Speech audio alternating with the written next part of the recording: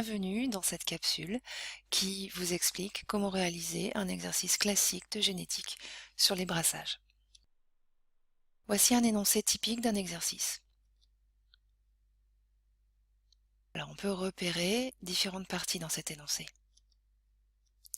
Une première introduction, donc on cherche à mettre en évidence le brassage de l'information génétique. Pour cela, on effectue chez un animal, la drosophile, les croisements proposés ci-dessous. La question est proposée dans un encadré. Sachant que pour chaque caractère étudié, la différence phénotypique est liée à un seul gène, dites à partir des informations extraites du document si les deux gènes considérés sont situés sur la même paire de chromosomes ou sur des chromosomes différents. Enfin, des précisions peuvent être apportées. Les explications seront accompagnées de schémas mettant en évidence les mécanismes chromosomiques impliqués dans la transmission des allèles au cours du deuxième croisement. Alors étudions les croisements. Il y en a deux. Donc le premier croisement, un croisement de deux lignées pures, etc. Et un second croisement avec des femelles F1 qu'on croise avec d'autres individus. Étudions le premier croisement. Donc le croisement de deux lignées pures de drosophiles, l'une à ailes longues et aux yeux rouges, l'autre aux ailes vestigiales et aux yeux bruns. Donc il s'agit de lignées pures, cela signifie homozygote pour les caractères étudiés. Donc ce croisement fournit une descendance nommée F1 constituée uniquement d'individus aux ailes longues et aux yeux rouges. Donc le croisement fournit des individus de même phénotype et tous hétérozygotes car les parents sont de lignée pure. Les caractères visibles indiquent les relations de dominance et de récessivité au sein des couples d'allèles. Ainsi, on va en déduire que pour le gène longueur des ailes, l'allèle longue est dominant, on l'écrira grand L, et l'allèle vestigial et récessif, on l'écrira petit v. Pour le gène couleur des yeux, l'allèle yeux rouges est dominant, on l'écrira grand R, et l'allèle yeux bruns et récessif, on l'écrira petit b. Ainsi, nous allons pouvoir passer au deuxième croisement, qui lui nous permettra de répondre à la question. On croise des femelles F1 avec des mâles aux ailes vestigiales et aux yeux bruns. Donc des individus F1 sont croisés avec des individus homozygotes double récessifs. Il s'agit d'un croisement test, qu'on peut appeler aussi test cross ou encore back cross. L'intérêt du croisement test est à préciser dans votre réponse. Les proportions des phénotypes des descendants du croisement test sont le reflet du contenu des produits de la méiose des individus F1. On va émettre une hypothèse. On va émettre l'hypothèse que les gènes sont indépendants. C'est en effet l'hypothèse la plus rigoureuse, celle dont on est sûr des résultats.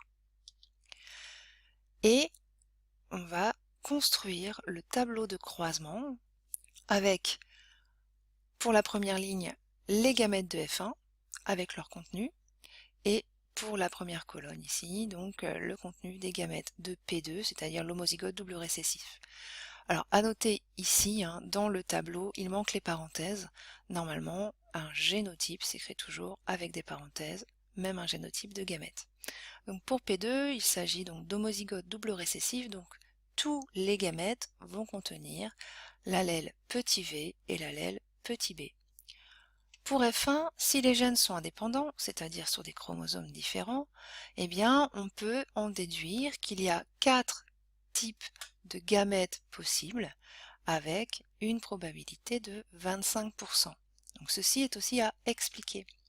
Donc, si les gènes sont indépendants, les deux paires de chromosomes homologues portant les gènes étudiés sont répartis de manière aléatoire et équiprobable lors de l'anaphase 1 de la méiose. Il s'agit du brassage interchromosomique. Et du coup, on va pouvoir en déduire que dans la descendance, un quart aura ce génotype-là, et donc un quart des individus adultes devraient avoir des ailes longues et des yeux rouges, un quart devrait avoir ce génotype, donc un quart des adultes devraient avoir des ailes longues et des yeux bruns, etc., etc. On parle donc de 4 phénotypes équiprobables à l'issue du croisement de test, 2 phénotypes parentaux et 2 phénotypes recombinés. Les phénotypes parentaux sont ailes vestigiales et yeux bruns, et ailes longues et yeux rouges, Et les phénotypes recombinés sont ceux qui ne ressemblent pas aux parents, c'est donc L longue et yeux bruns et L vestigiale et yeux rouges.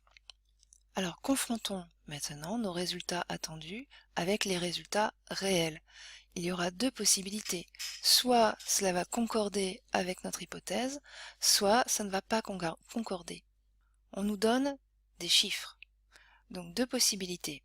Soit on a droit à la calculatrice et on peut calculer un pourcentage précis.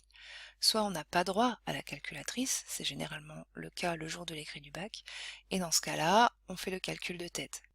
Mais généralement, les chiffres qui sont donnés vous permettent de faire facilement un calcul de pourcentage. Donc ici, dans notre croisement F1 avec P2, on a 37% d'individus aux ailes longues et aux yeux rouges, 15% aux ailes longues et aux yeux bruns, 12% aux ailes vestigiales et aux yeux rouges, 36% aux ailes vestigiales et aux yeux bruns. On a donc une majorité de phénotypes parentaux et deux combinaisons géniques minoritaires. On dit recombinées. Donc ça, c'est ce à quoi on s'attendait au niveau des phénotypes, mais pas au niveau des proportions. Donc 4 phénotypes, mais non équiprobables. Les phénotypes recombinés sont dus à un autre phénomène, au phénomène de crossing over, des échanges de portions de chromatides entre chromosomes homologues lors de la prophase 1 de la méiose. On parle de brassage intrachromosomique.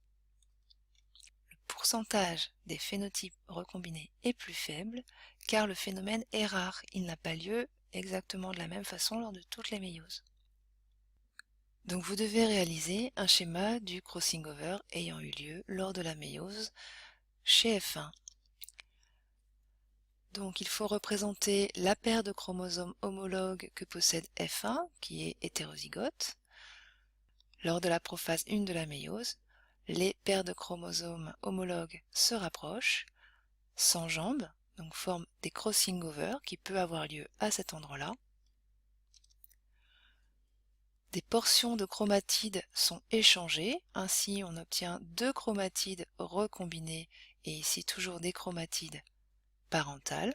Et à la fin de la méiose, on obtient 4 types de gamètes, des gamètes de type parental et de type recombiné. Ceux-là sont plus rares car cette recombinaison n'a pas lieu lors de toutes les méioses à partir des cellules germinales chez F1. En conclusion, l'hypothèse est infirmée par les résultats expérimentaux. Les deux gènes sont donc situés sur le même chromosome.